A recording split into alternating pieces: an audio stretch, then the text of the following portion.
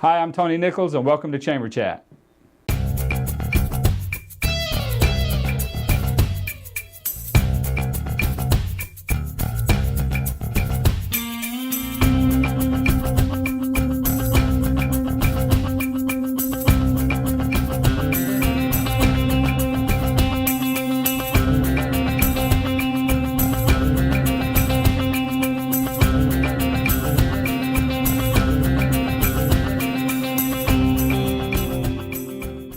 Hi, and welcome to this edition of Chamber Chat, a program put together by the Salisbury Area Chamber of Commerce to keep you informed on what's going on in your chamber and in your community. Joining us today is Pattie Tingle, incoming Executive Director for MAC Incorporated. Pattie, welcome to the program. Well, thank you for having me. Everyone knows or has heard of MAC. I don't know that everyone knows what MAC is and does. Can you share a little bit of that with us? Sure. Let's begin real quickly by saying MAC is not a person, MAC is a place. Okay, perfect. And MAC is short for Maintaining Active Citizens. Our primary focus at MAC is to preserve aging and our aging population to live as independently as possible in the community. MAC does that through a variety of programs. The facility, MAC, is located just off Snow Hill Road behind the Holly Center campus. And MAC actually is the area agency on aging serving 4 lower counties of Maryland's Eastern Shore. Well, that's something I didn't know. 4 counties. That's a pretty big area. 4 counties. And MAC is the provider for the Meals on Wheels program here on the lower shore. Wow. Now, before we get out into the deep water, there was a caveat to your title, incoming Executive Director. What's that all about? The director today is a lady by the name of Peggy Bradford. Peggy is a longtime committed, dedicated person to supporting our senior population, and she has done that for 37 years. I was going to say, she's been there 3 or 4 years? Yeah, 37, it's hard to believe. That's pretty wild. And she has decided, go figure, to retire. It's time. Yeah. So she's going to make her official retirement the end of September, and beginning October, I will be stepping in as the Executive Director. Okay, who are you? Who is Pattie Tingle? Give us a little, at least a 50,000-foot view of who you are. Well, Pattie Tingle fares from the Eastern Shore. Cool. I was born here. There you go. I was raised here, I was educated here, and I have worked here in nonprofit management for the past 30 years, primarily with an organization today called Bay Area Center for Independent Living. And that facility serves people of all ages who have a disability and seek to also live independent lives. So I want to go off script just a little bit. You know, we talk about 37 years serving with MAC. 30 years, you know, there's passion in there, not just a job.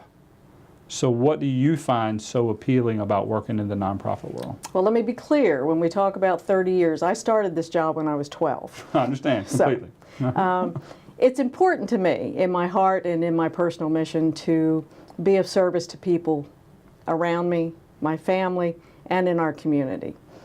There's no greater joy or passion to me than to help my fellow man, and to do that in a way that I don't do things for a person, but I help them to do the things they want to do for themselves. That's a pretty profound statement in and of itself, not for them, but you help them do the things they want to do. That's pretty good. They define the path, we just help them get there. Right. So, October 1st, you take the reins. What changes? What's in store for MAC? Does anything change other than the person sitting in the chair? You won't see a lot of change around MAC. You'll still see a lot of the same familiar faces, which is testament to the talent and the attributes of the staff there today.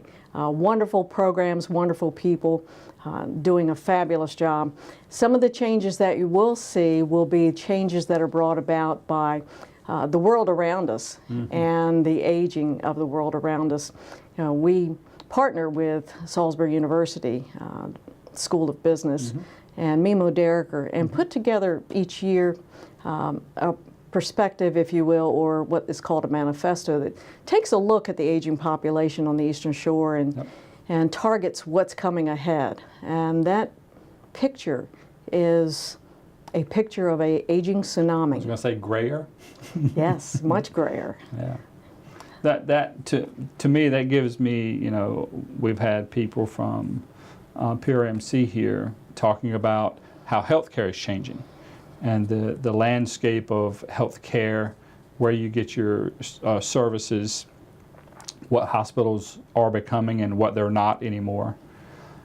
I would think with this tsunami coming, the age-old definition of insanity, you know, you can't do the things you're doing now knowing that tsunami is coming. There's got to be some preparation. So what will MAC need to look like? If you can take your crystal ball out and look into the future, what will MAC need to look like to accommodate that? We're going to have to look like navigators. And by that, what I mean is we want to help people navigate that aging phase of their life. And that aging phase of their life can begin as early as 50. But typically... Be careful how you say that now. Typically, many people don't think of the MAC agency or the services of MAC until they're well in their 60s or 70s. Right. We have to think about aging as it relates to many dimensions of aging. Aging as it relates to our health, our physical well-being, our social connections. Many of us dream of retirement, but what are we going to do after we retire, and how are we going to stay connected to the people around us? Because those are important connections to us. We need to think about things in healthcare related to prevention. And we have so many people, as we age, we begin to develop what is called chronic disease. Those things like arthritis or diabetes, hypertension. What can we do to manage those on our own so that we don't have to frequent our doctors and our hospitals? We all know health insurance is increasing and doctors' visits are skyrocketing. And in order to maximize our healthcare industry, working with our partners, those types of programs are going to be important. And MAC's going to be there to help people learn those self-management skills. Yeah, my brother posted on Facebook yesterday, and my brother is 42, maybe. Just went to the doctor, do his job. He has to have a CDL license. Eyesight was perfect. High blood pressure, sugars up, and there was one other thing. And always if you smoke, stop smoking, and it doesn't matter what weight you are, lose weight. Right. But, you know, I had read a couple of books that I won't plug, but it ties into eating. I said, all the things that you just described, you know, certainly exercise fits in there, can be all but cured, and in some instances cured, with the food that you put in your mouth or the food that you don't put in your mouth. So what I'm hearing is, you know, starting with the 50-ish people, those are the things that we really need to, those are things that we can 100% control. Yes. So doing those things, you know, can we look for, and maybe they're already in place, can we look for programs surrounding things like that? Because once the arthritis is set in, you know, I don't know that there's a cure for that. There's ways to manage it, I think. Can we look for programs surrounding those types of situations where we can manage ourselves?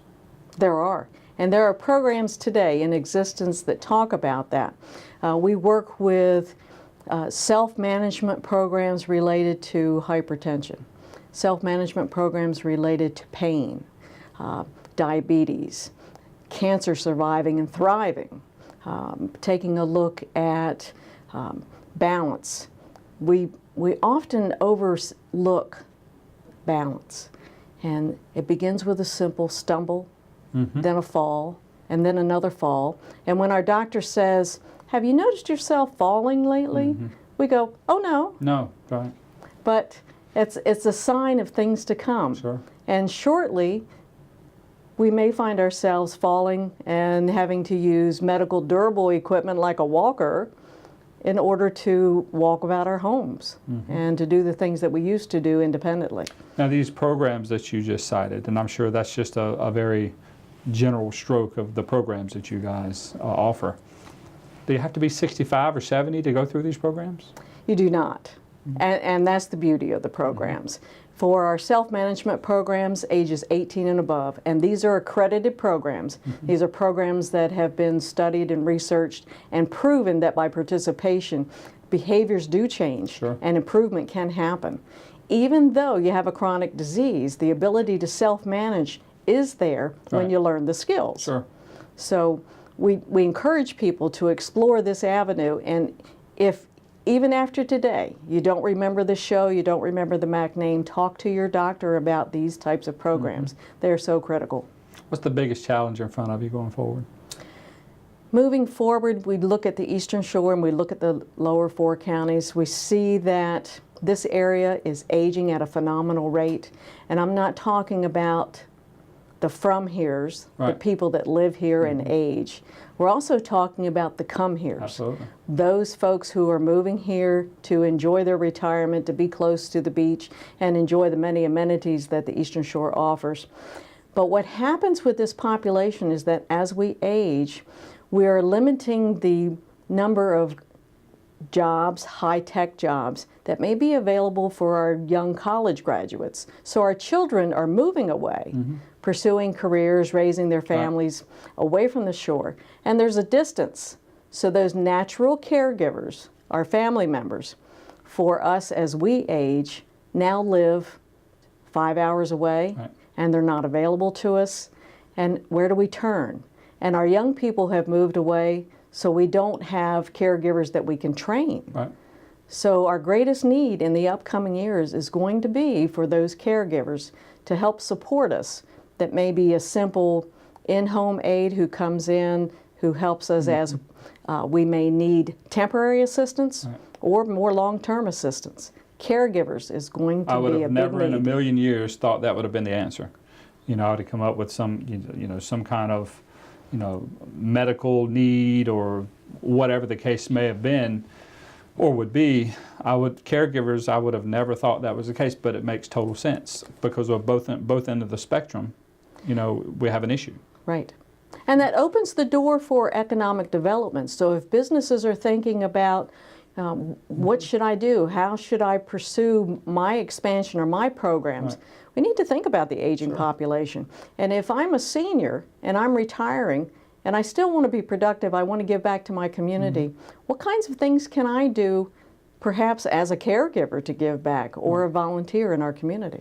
Well, that's a pretty good segue to my last question for you. I've only having been here 12 years, I call this home now. I choose to call this home. I'm one of those come-heres. I know what this community is like, and I know the support that this community gives to all types of organizations. What can the community at large do to support MAC? Let's communicate. Let's talk. Let's partner. MAC can't do it alone. PRMC is a wonderful partner to MAC in helping to reach our aging population. 3 Lower Counties Community Services, another wonderful partner. Salisbury University, we have an educational wing that was funded by the Weinberg Foundation and the Purdue family. And that facility is host to many lifelong learning programs in partnership with Salisbury University and the Association for Lifelong Learning. So it's through partnerships that many things happen at MAC and we can move forward. But our greatest need today, the most essential need today, is getting nutritious meals into the hands of those individuals who can't prepare their own meal and just need that meal once a day. So today we need resources to help get those meals prepared. We need volunteers to help deliver those meals. Nutritional meals is our critical need today. Tomorrow, we know caregivers will be that need. Gotcha. Well, Peggy has brought MAC a long way, baby. Yes, indeed. And the outlook surely is bright with you at the helm. So, Patty, thanks for coming into Chamber Chat and giving us a little look into MAC and maybe of what MAC might look in the future. Thank you, and thank everyone who's watching. If you have the time and can volunteer, please call us. Thank you, Patty. Thank you. We'd like to give you another opportunity to take a look at the upcoming events with the Salisbury Area Chamber of Commerce.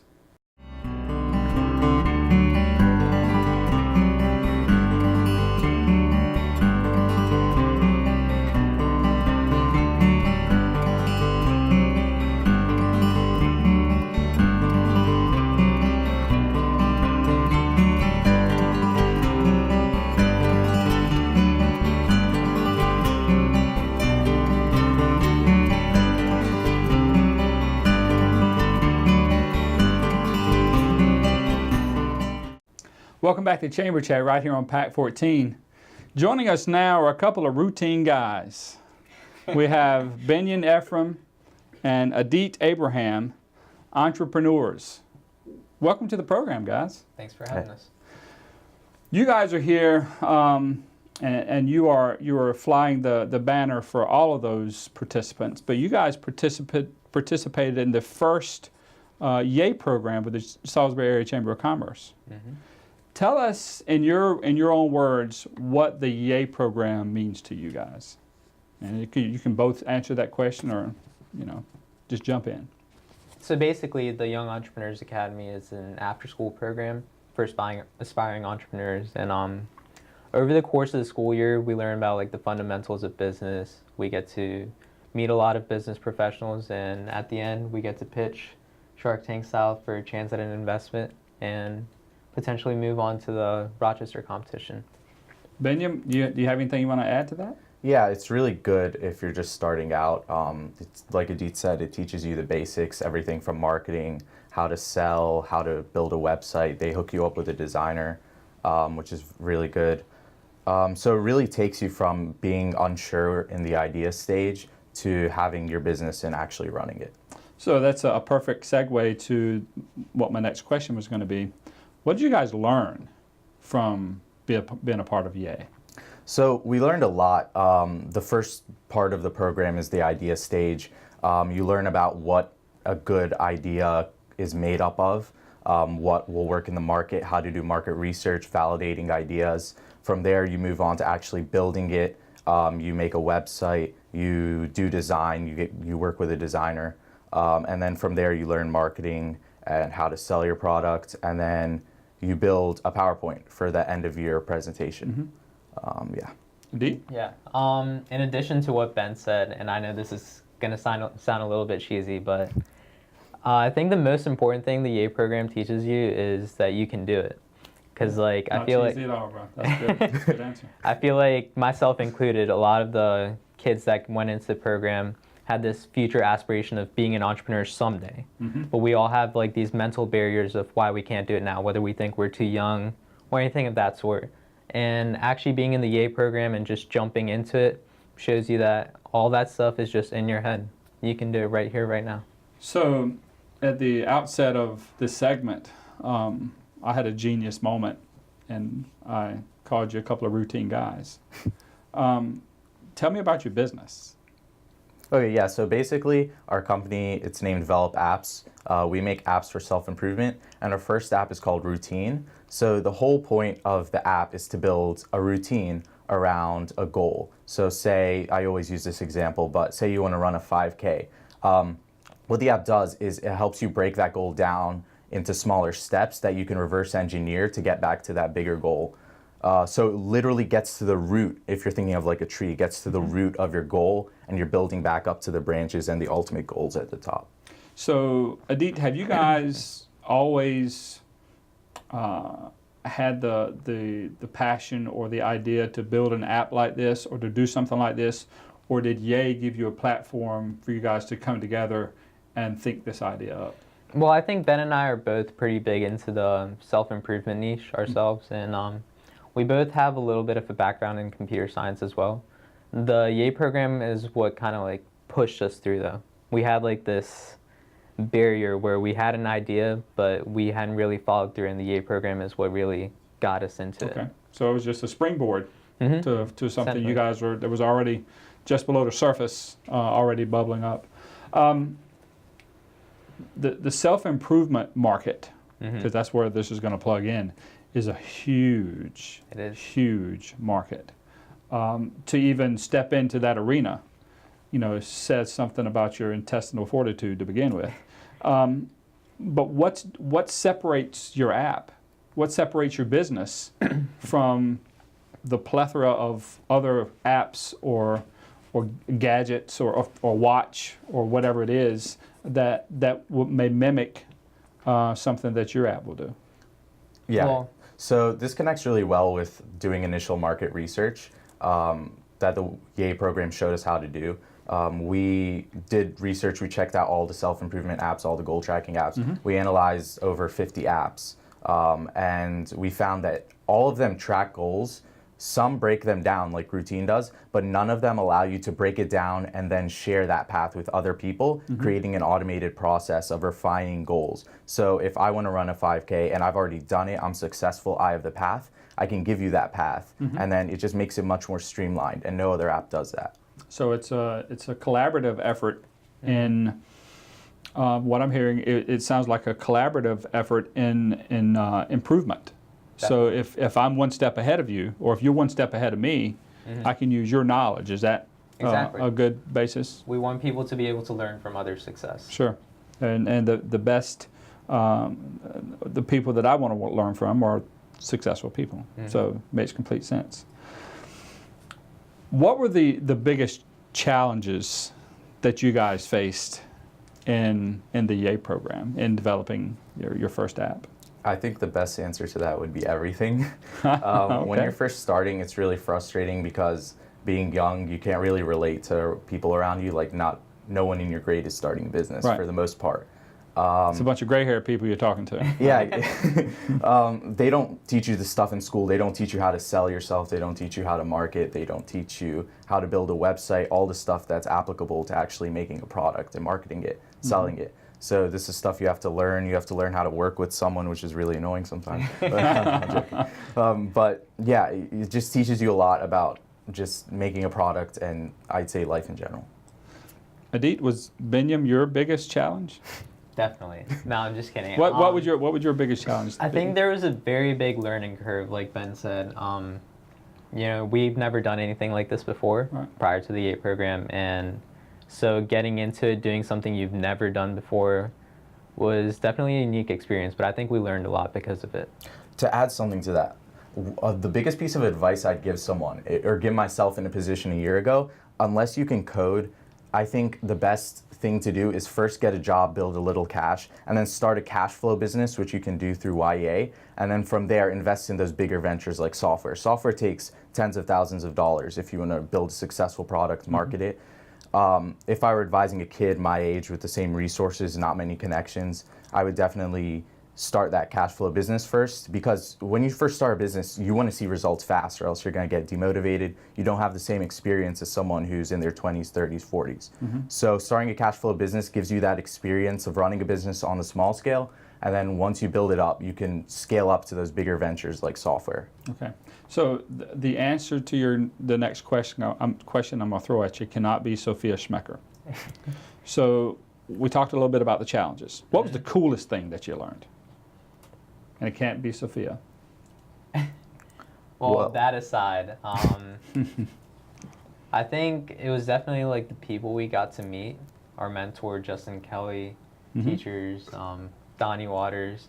We definitely got to learn a lot from them, especially considering like all the years of experience they've had in the field. Right. Benyam, would you agree with that? Yeah, or I'd do say you have this- something to add to that? I'd say the same. Our mentor's really cool. We played basketball with him in his lobby. Anyway, but... Did he have any game? Huh? Did he have any game? Well, he tried to dunk on me, but I blocked him. Anyway, but yeah, it's really cool the connections you build through the program. I think that's probably the number one thing the program offers, the connections with the business professionals in the community. Learning from people who have already done what you want to do is really important. And that's why I think networking is the number one thing YA offers. Very good. So I want you to rewind to 18 months ago. You had never heard of YAY. Why should a student apply for YAY? Fast forward 18 months with the knowledge that you have now. I think a student should apply just because it just kicks them into action. Like 100%. I think you should do YEA. Well, if you're in doubt, you should definitely do it, because the experience if you want to do business, the experience you're going to learn from it is going to kickstart you into starting multiple ventures, and it just gets you in the rhythm of doing stuff, and then you start looking for opportunities. But if you're just sitting and you're doing nothing, then there's no way you can make progress like that. Just jumping in, just applying to the YA program is just once a week. You just take the class and you learn so much. It's you really have nothing to lose and all to gain. Adit? I definitely agree with Ben. Just one thing, it's not necessarily if you know you want to do business. I think if you're not sure, even the A program could definitely help you, because I feel like at this age, it's a great time to learn whether or not business is for you. And the A program kind of provides you with a platform to find out whether entrepreneurship is what you really want to do in your life. Okay, there's a 10th grader at Parkside that's nervous, that doesn't, surely I couldn't win because my idea is not as good as some of the ideas that I saw. What would you tell that person? I would say that it's not in the idea as much as the execution. Whoever's watching this probably has heard that before, but it's not in the idea. Ideas are just in your head. They don't mean anything. They're worth nothing. It's what you actually do with it, the audience you build around what you believe in, the community you build. Yeah. I really think that entrepreneurship is based around your belief in what you're doing. There's a bunch of external challenges that you face when you're building a business, and I think to begin, you have to build a solid foundation of, I really want to see this happen. And until you have that, I don't really think you can create a successful venture. Very good. What's the next step for you guys? What's your next move? Is it another app? Is it taking this one forward? Both. We've actually been looking into hiring developers to make Routine happen, and we've both started side businesses. I was a part of MIT's business incubator, and over there I'm creating a business called Sense It, where we create products for children with autism.